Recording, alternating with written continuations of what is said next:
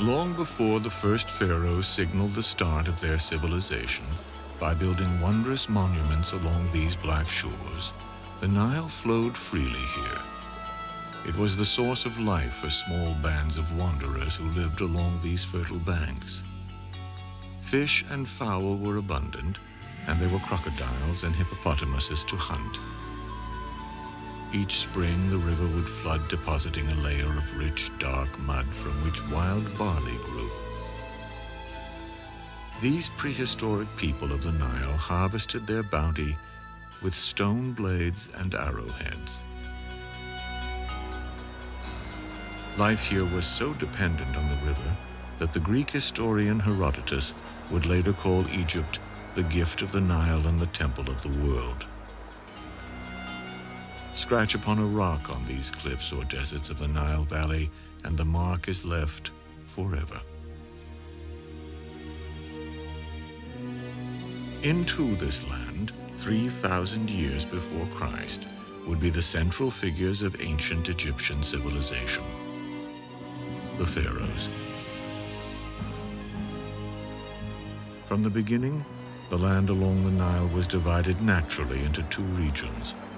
The narrow river valley that extended northward from the African continent was called Upper Egypt. The lush delta region where the branches of the Nile empty into the Mediterranean Sea was called Lower Egypt. Joined together, this would become the Egypt of history. In this narrow valley, the monuments were built, the inscriptions written, and a mysterious religion and philosophy developed. This valley of the Nile, protected by the deserts which close it in, is the land of the Pharaohs. The word Pharaoh means simply great house, and it was the mission of the Pharaohs to establish their spiritual and political supremacy over all that lived in the land. The foremost symbol of this kingship was the crown. One of the two most important was the white crown, a tall, slender headdress with a rounded top. It signified its wearer as the ruler of Upper Egypt. The red crown signified the ruler of Lower Egypt. When the two were combined and worn at once, the crown signified the pharaoh of all Egypt.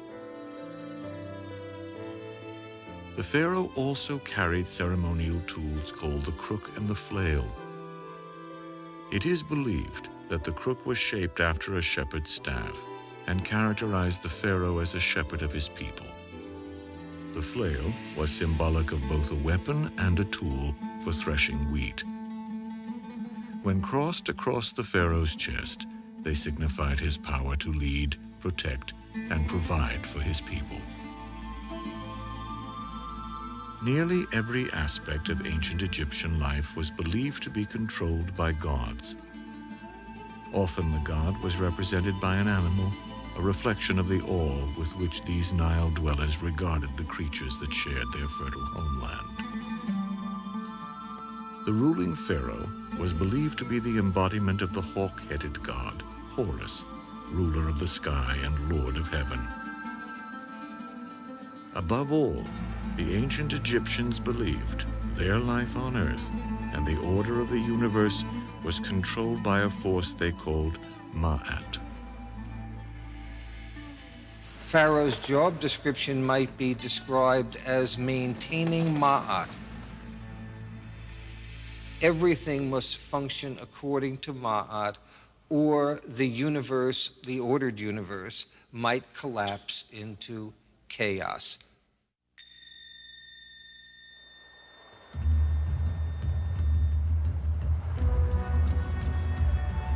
Egyptian civilization began when Upper and Lower Egypt were brought together under one warrior king in the year 3150 BC. He is believed to have conquered his enemy in a fertile field of papyrus to become the first pharaoh of Egypt. The physical evidence for this comes from Upper Egypt in the city of Heracleopolis, along the west bank of the Nile. Excavations have revealed a monumental piece of dark green slate. The Narmer palette It is the earliest historical record of Egypt and was carved 3,000 years before Christ. This is a replica of the Narmer palette, about third scale, so the original would have been much larger than this. The classical interpretation of the Narmer palette has been that this pharaoh, Narmer, was the king who unified the country, and this document has really played a major role in that interpretation.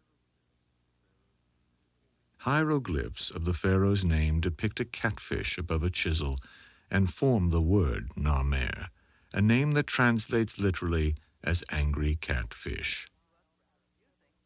This may sound to us rather amusing.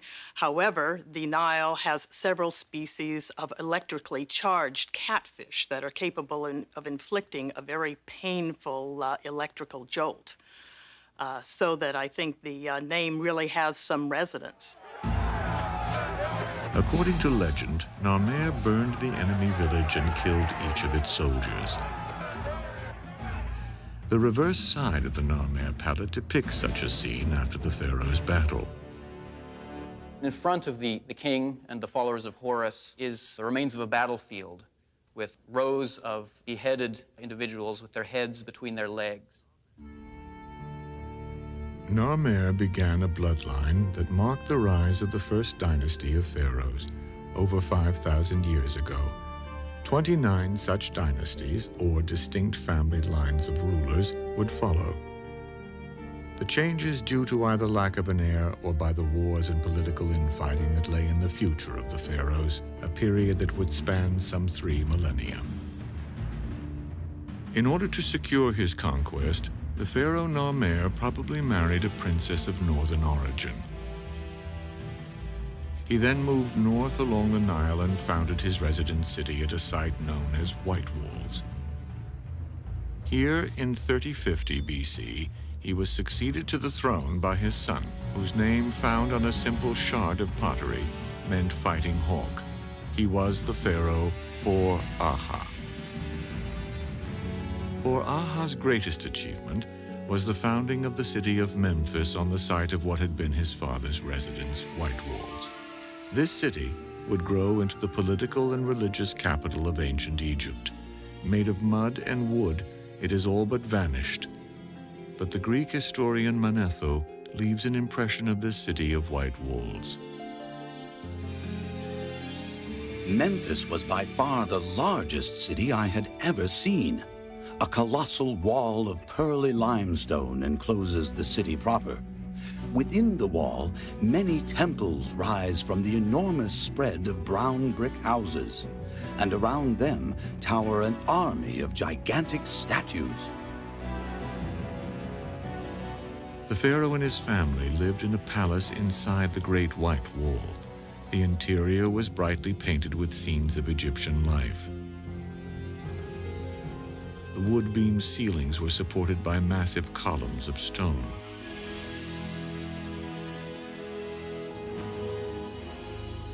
The pharaoh's mourning began with a ritual bath that was witnessed by members of his court and his attendants. Because he was required to appear before his people dressed as a god, hygiene and appearance consumed a great deal of King Hor-Aha's time. During this period in Memphis, the hippopotamus was a prevailing symbol in Egyptian culture. Hunting them, in fact, was considered a great sport of the nobles and pharaohs like Hor-Aha, who pursued them in the marshes along the swamps at the edge of the Nile. It was on such a hunt that Egypt would see its pharaoh, Hor-Aha, killed at the age of 62. According to the legend told by an ancient priest, Hor-Aha was carried away from his people in the jaws of a hippopotamus. But did the pharaoh Hor-Aha really die this way?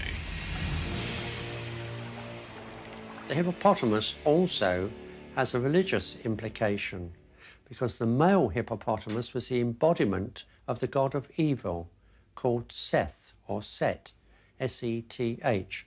And one wonders, with this story preserved by a priest, whether it's a reflection somehow of the king being carried away by the embodiment of evil. Perhaps the 62-year-old pharaoh really was carried away by old age, and the ancients attributed his death to their god Seth, the bringer of fierce storms of the desert, whom the Egyptians sought to appease. We may never know how the pharaoh Huraha really died, but we can visit his tomb in search of clues at an ancient burial ground on the edge of the desert.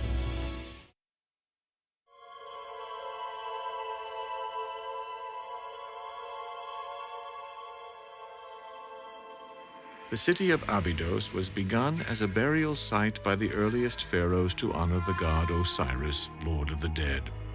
It was the legendary rebirth of his body that gave rise to the ancient Egyptian belief in life after death. 40 feet below the desert's surface is what remains of the Osirion, the temple at Abydos where the ancient Egyptians worshipped the god Osiris as a symbol of resurrection. Its walls are inscribed with chapters from the Egyptian Book of the Dead, a set of instructions designed to enable the deceased to safely pass through to the next world. Until now, most bodies had been simply buried in a shallow pit. The natural drying effects of the desert sand against the corpse resulted in a withered human form in a very short time. To shield their earthly remains for all eternity, the pharaohs of the first dynasty built sturdy tombs here. Once buried at Abydos, the pharaohs believed they would join their god in the afterlife, and indeed continue to rule and keep order in the universe forever. The tomb that awaited the pharaoh at Abydos was called a mastaba, the Egyptian word for bench. Made to endure forever, the mastaba was built of sun-baked mud bricks with a flat roof and sloping sides. Inside were compartments stocked with an array of food, tools, and furniture intended to fortify the king for eternity. Under this structure was a shaft that led to an underground chamber lined with brick. There the pharaoh's body would rest, and the shaft would be filled with stone to make the tomb inaccessible. Most scholars agree that the ruins of this tomb, which archaeologists call Tomb B19, once held the remains of the pharaoh Huraha.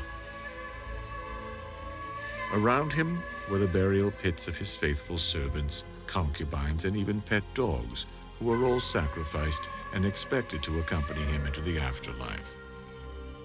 In time, such sacrifices ceased, and burial near the pharaoh was reserved for royal family and valued subjects. Another tomb close by was labeled with the name Bener-Ib, which translates literally to sweet heart. It is possible that this was the tomb of Huraha's queen, or possibly his favorite concubine. The death of the pharaoh Huraha marked the start of a period of growth and prosperity for Egyptian civilization that would last for more than 800 years.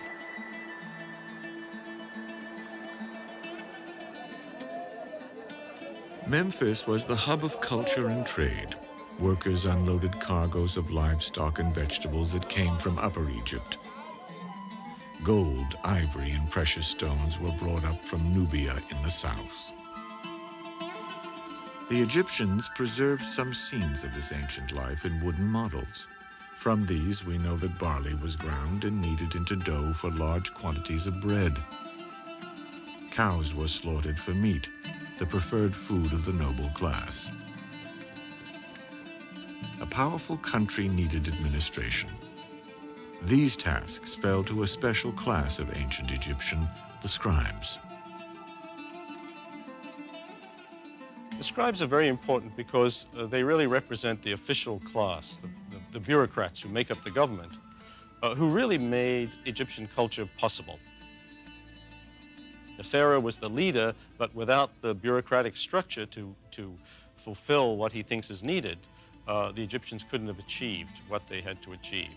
But it's important to remember that only maybe 5% of the Egyptian population at any time were actually literate. As a practical matter, the pharaoh had to delegate most of his duties to officials called viziers, second only to a pharaoh in status. These Egyptian high officials were schooled as scribes and were often depicted sitting cross-legged with their papyrus laid across their lap. This was the customary posture for writing. Not only did the scribe ensure the pharaoh's wishes were carried out, he ensured a record would be left for history.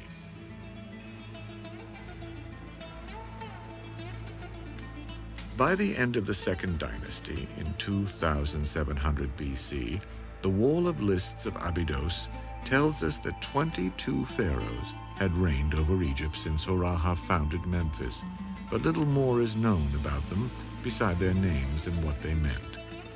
One pharaoh's name would read Hotep Sekemwe, or God of Pleasing Powers. Another was Seth Peribsen, which meant simply powerful in heart. What else we know is that their burial mastabas would be built closer to the capital city, Memphis. These grew more imposing and elaborate. Some reached 17 feet high with as many as 70 chambers. The construction of ever more elaborate monuments to these pleasing and powerful pharaohs indicates increasing confidence, wealth, and knowledge. The Egyptians soon developed new skills in building and architecture. A trend towards greater and greater beauty and excellence led here to Saqqara.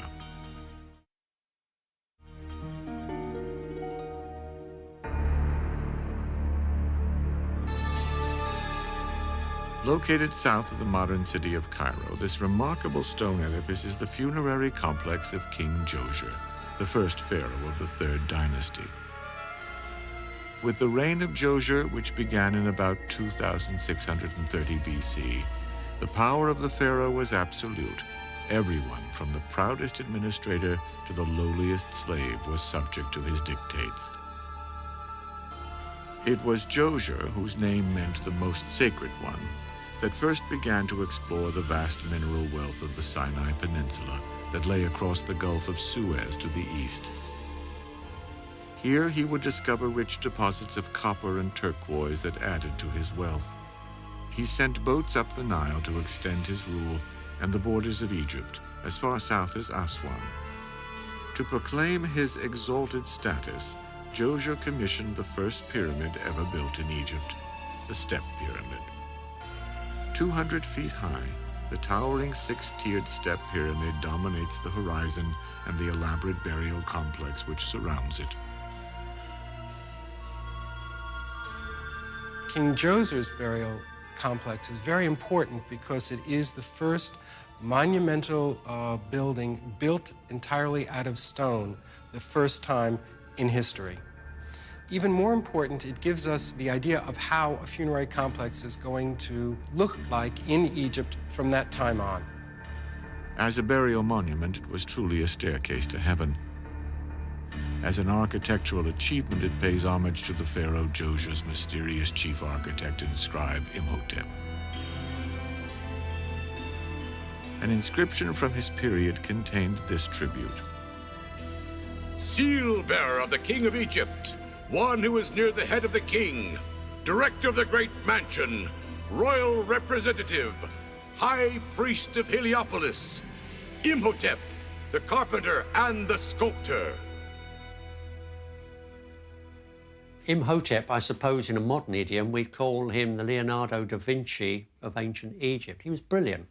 He was everything. He was second only to the king. He was the vizier, the chief statesman. He had many high titles. But who was he? We don't really know. All we know is his status at the time, that he was the genius who built the stone pyramid. The tomb Imhotep designed for the pharaoh Djoser took the old mastaba form to new heights. Imhotep actually built 6 mastabas of diminishing size, one on top of another, by assembling hundreds of thousands of white limestone blocks. The result was a monument to his king that could be seen for miles on the desert horizon. The building of this first pyramid also coincided with Djoser's choice of the sun god Re as the country's dominant deity. To honor Re, the temples adjoining the pyramids would be built with their entrances toward the east to face the rising sun.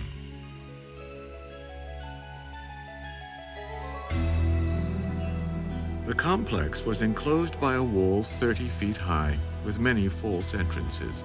This served as a symbolic setting for Djoser's Hebsed festival, a ceremony that celebrated the pharaoh as a magical symbol of fertility. It involved the pharaoh stepping through a ritual course that represented the four corners of Egypt. Inside one of the step pyramid's galleries, a relief depicts Djoser eternally stepping through the Hebsed festival as his court recited a pious incantation. Lord of destiny, creating the plenteous harvest, pillar of the sky, support of the earth, leader who directs the two banks of the Nile. There is plenteous harvest wherever his sandals may be. The Hebsed festival took place about every 30 years of reign of a particular pharaoh. And it was meant to be a rather civilized way of rejuvenating life in Egypt and prosperity, and to ensure that they would have this. In other cultures, very often, they would kill the king, and then there would be a new young king coming onto the throne, but the Egyptians did not do that. They had a ritual for rejuvenation, and the king would stay in power. Djoser would reign for only 19 years, and we may never know whether his Hebsed court was ever used for the festival of his rejuvenation. We do know that when he died in 2649 BC, he had begun a legacy of pyramid building in ancient Egypt that would be copied and refined for 2,000 years.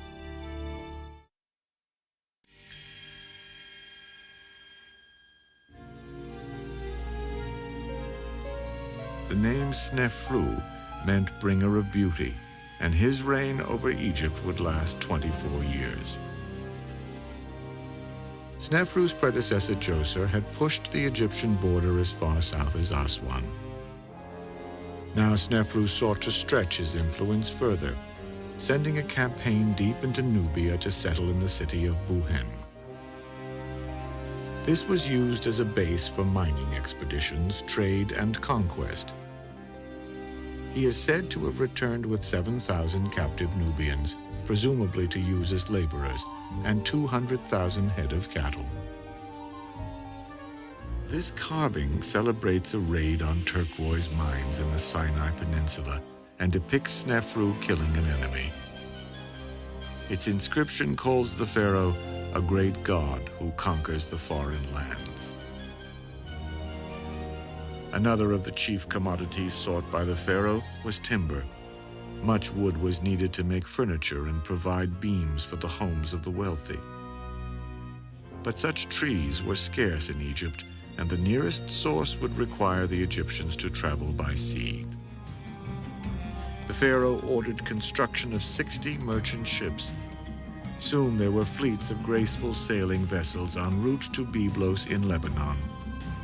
One of Snefru's scribes would record the bringing of 40 ships filled with cedar logs. Wall inscriptions from this time also tell us that Snefru awarded estates built of cedar logs and mud bricks to his high officials, but he was careful that they were widely separated to discourage them from banding together to form their own sub-kingdom. Still, the king found time to celebrate. By all accounts, life was sweet under Snefru's rule. Egypt in the 3rd millennium BC was a land of peace and plenty. Formal gatherings of nobles were hosted by the new pharaoh and his queen. Members of the court feasted on figs and fattened ducks. These people of ancient Memphis were lovers of beauty and fashion. They wore wigs, eye paint, and fine linen robes, when they wore much at all. The ancient Egyptians also paid great attention to fragrance, because body odor was a sign of sinfulness. For this reason, cones of perfumed fat were worn on the heads of eligible women.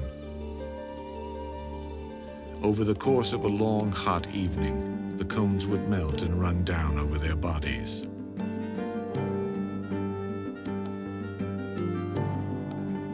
Another sign of the pharaoh's style of rule comes from a papyrus which recounts how a bored King Snefru had himself rowed around a lake by a young, beautiful woman wearing only fish nets.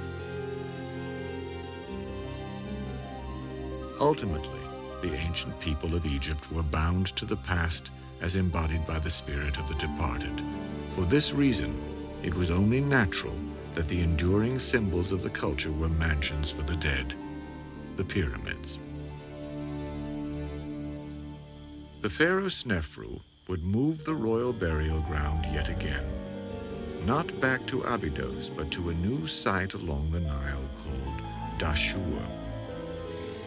It is here that he would build the first true pyramids.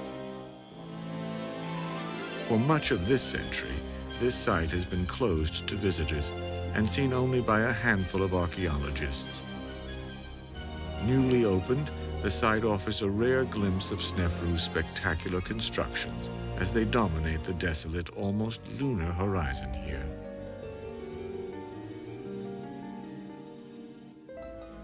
Rising 341 feet from the desert floor, this is the Bent Pyramid, the first that Snefru would have built for himself. Snefru named it the Gleaming Pyramid of the South, and its shape led some scholars to suggest that the pharaoh died suddenly and his pyramid had to be finished hastily. In truth, the curious shape reveals much about Snefru's pyramid builders. The Bent Pyramid is probably one of the first major lemons that we can find in history. When they originally started building the pyramid, the Egyptian architects didn't realize that the ground on which the pyramid was built could not carry all that weight. So as a result, when they got halfway up, the interior of the pyramid started cracking. There were all kinds of structural problems. So one of the ways they tried to fix it was to change the angle of the pyramid to a less steep slope so that there would be less mass of rock on it. Inside, Snefru had this limestone relief of himself placed on the wall of a chamber. It depicts him dressed for his renewal or Hebsed festival and wearing the double crown that signifies him as the ruler of Upper and Lower Egypt.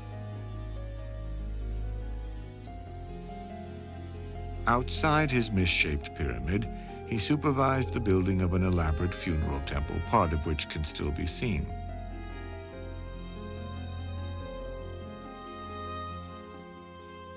I think the pharaohs kept very close tabs on their monuments, especially their funerary monuments, their pyramids and mortuary temples. And they would probably have been there quite often to see at firsthand how things were going, because no matter how powerful the pharaoh was when he was alive, his eternal prosperity depended on having the right tomb. And so in a way, for them personally, this was one of the most important events of their reign. And it was very unfortunate if you were a chief architect and something really went wrong, which occasionally did. Such was the final case of Snefru's Bent Pyramid. Its chambers would remain forever empty, but his architects were not punished. Instead, 1 mile to the north, they went on to build a masterpiece, the most striking edifice at Dashur, the Red Pyramid.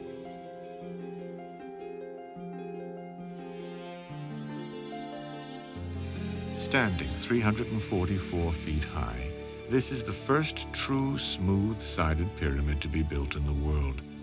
Its name derives from the rock it was built with. Rich in iron oxide, the stone takes on a reddish cast in the desert sunlight.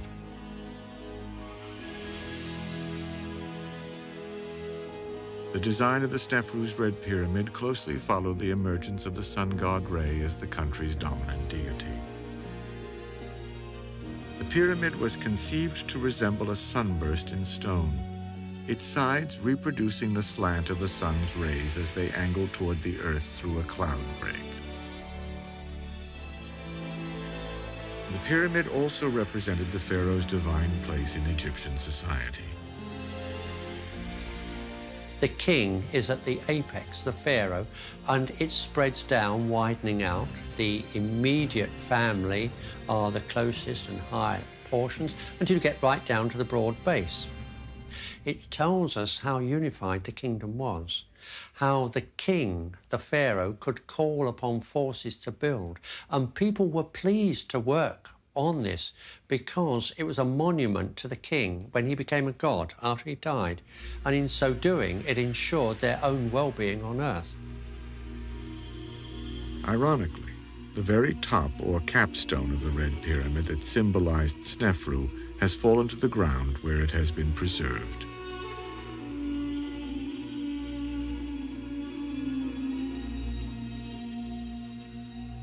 In a mastaba south of the pyramid were buried Snefru's high priest Rahotep and his wife Norfred. They were represented by painted limestone statues. The Egyptians believed that such realistic sculpture would help a spirit to recognize a tomb as its home in the afterlife. Their features offer an exceptional look at how an ancient Egyptian would have appeared. Early explorers were so startled by the lifelike glass eyes of the statues that they dropped their tools and fled. These faces have been locked in a gaze toward the future for 3,000 years. Their solemn expressions have been thought to show their confidence in immortality because they were connected to the pharaoh. The woman Norfred is identified as a princess. In addition to the title of high priest, Rahotep's statue is inscribed King's Son of his Body. This has led scholars to speculate that this figure may well depict the son of the pharaoh Snefru.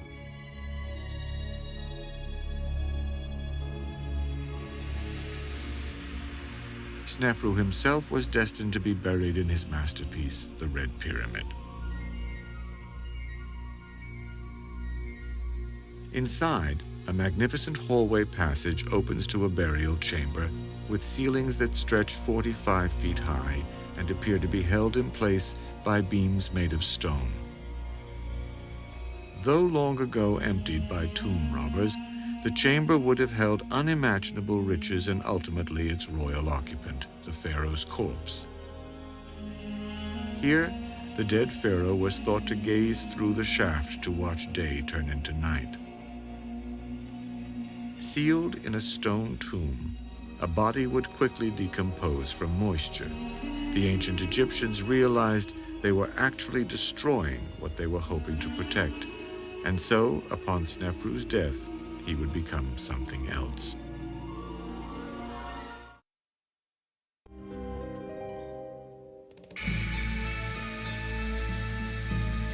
It was during the 4th dynasty in ancient Egypt that the pharaohs undertook the most ambitious building projects ever attempted before now. The first to build here was the pharaoh Khufu.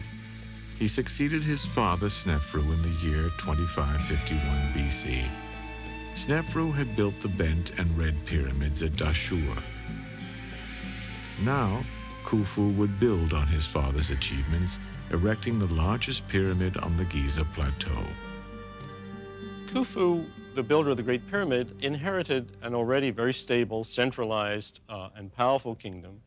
And although we're very impressed by the Great Pyramid, it's important to remember that his father had already had 2 pyramids built, also massive monuments in stone, which, if you took them together, would easily outweigh the scale of the Great Pyramid. So we're very impressed by what Khufu achieved, but in many ways, he was just continuing a tradition that was already established before him. Rising some 480 feet high, the Pyramid of Khufu is taller than the Statue of Liberty, St. Peter's Cathedral, or an Apollo spacecraft on its launching pad. In fact, it was the tallest structure on Earth until the Eiffel Tower was built in 1889. It was meant to be seen from everywhere. The site that he chose was very important because it's on a rise. It's a plateau and it's on a rise. And so his monument could be seen throughout the whole northern part of the country. So wherever you were around the capital, you could see the monument that was being built. The Great Pyramid is constructed of individual stones that weigh an average of 2.5 tons each. The immense structure contains more than 2,300,000 of these stones, all placed in such seemingly perfect order that it is almost impossible not to think that this was somehow the building project of gods.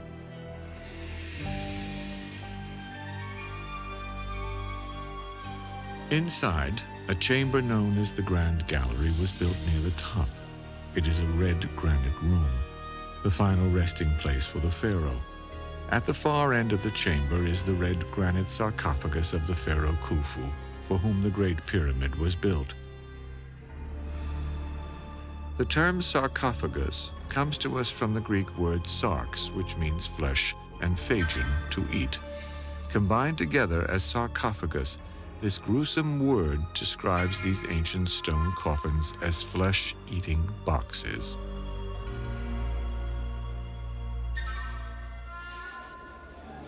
How the Egyptians quarried, shaped, and moved so much stone to the Giza Plateau has baffled scholars for centuries. They had no beasts of burden or wheels strong enough to carry the weight. By this achievement, his pyramid transformed Khufu into the very symbol of absolute rule, and the 5th century Greek historian Herodotus chronicled the pharaoh's extreme cruelty. Khufu drove them into the extremity of misery. For first, he shut up all the temples to debar them from sacrificing in them. And thereafter, he ordered all Egyptians to work for himself. To some was assigned the dragging of great stones from the stone quarries in the Arabian mountains as far as the Nile. The people worked in gangs of 100,000 for each a period of 3 months. The pyramid itself took 20 years in the building. But to such a pitch of wickedness did Khufu come that when in need of money, he sent his own daughter to take her place in a brothel. Modern-day scholars are skeptical that Khufu was truly an evil king. The notion that Khufu was a harsh ruler seems to have originated in a text that dates to a much, much later period, in which he is seen as sort of a bored or even an indifferent ruler, not to say necessarily harsh. That idea was picked up by the later Greek historians, and we are told that he was truly a tyrant. But really, there is no contemporary evidence. In fact, there is little written history at all describing the builder of the Great Pyramid, and aside from a granite head thought to depict him, only a tiny statuette of him carved in ivory has survived to the present.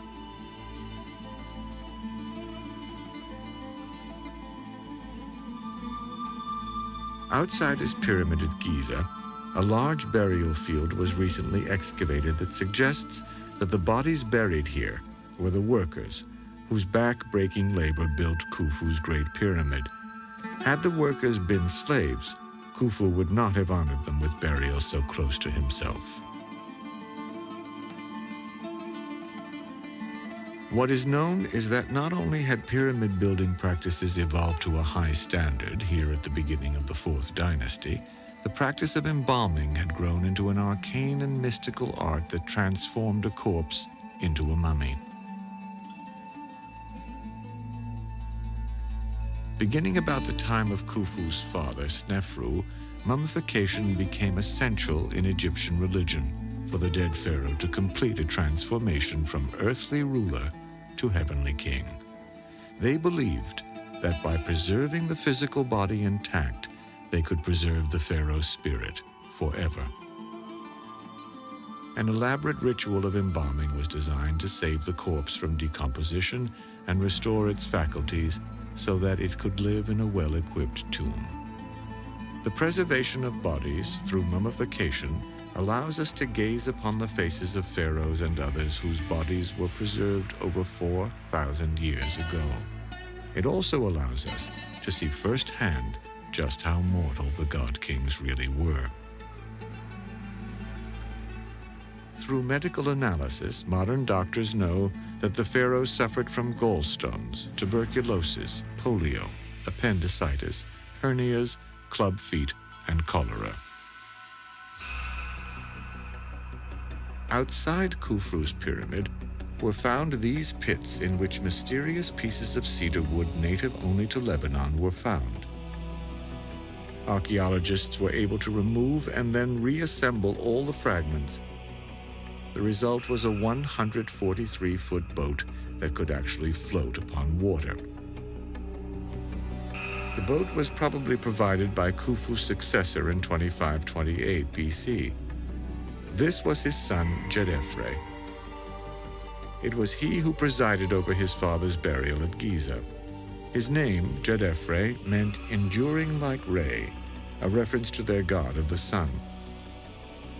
Jedefre's main significance was that he was the first pharaoh to adopt such a sun name. The pharaoh Jedefre ruled only 10 years before he was succeeded by his brother Khafre in 2520 BC. Khafre, whose name meant appearing like Re, the sun god, immediately began construction of the second pyramid here on the Giza Plateau. This pyramid was for himself and built in the shadow of his father's Great Pyramid. The best evidence points to the fact that this work continued throughout his reign of 30 years.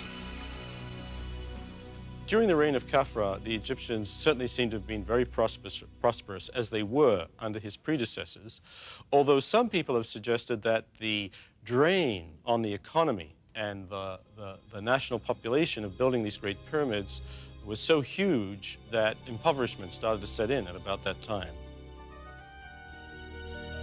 Indeed, there were signs that Khafre's rise to power marked a turning point for the Fourth Dynasty, a succession of kings that had begun nearly 600 years before.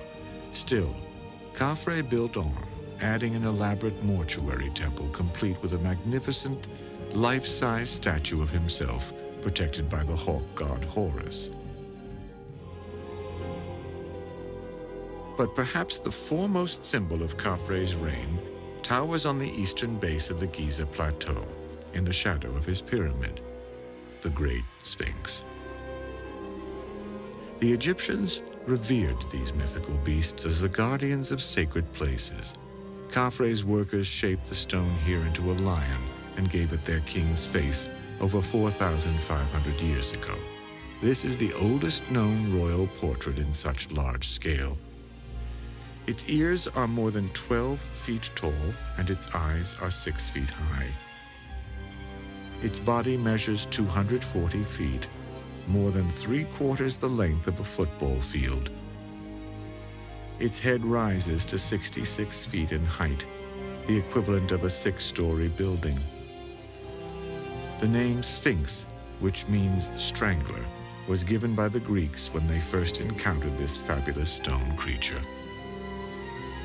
The Sphinx itself may have been formed out of the bedrock that was left in that area when that was actually an area of quarrying. And some of the basic stones for the core of the pyramid probably came from that area. In fact, scholars tell us that the Great Sphinx was probably carved out of the stone left over from the pyramid of Khafre, but its ultimate purpose remains unknown. Still crouching in front of his pyramid complex, alone in the silence of the desert, the stony stare of the Sphinx provides challenges but offers no clear answers. As if to yield a clue, its time-scarred, weather-beaten face looks out upon the plain and fronts the setting sun. History would one day reveal that the sun indeed was setting upon the dynasty of pharaohs that built the pyramids and Great Sphinx of Giza.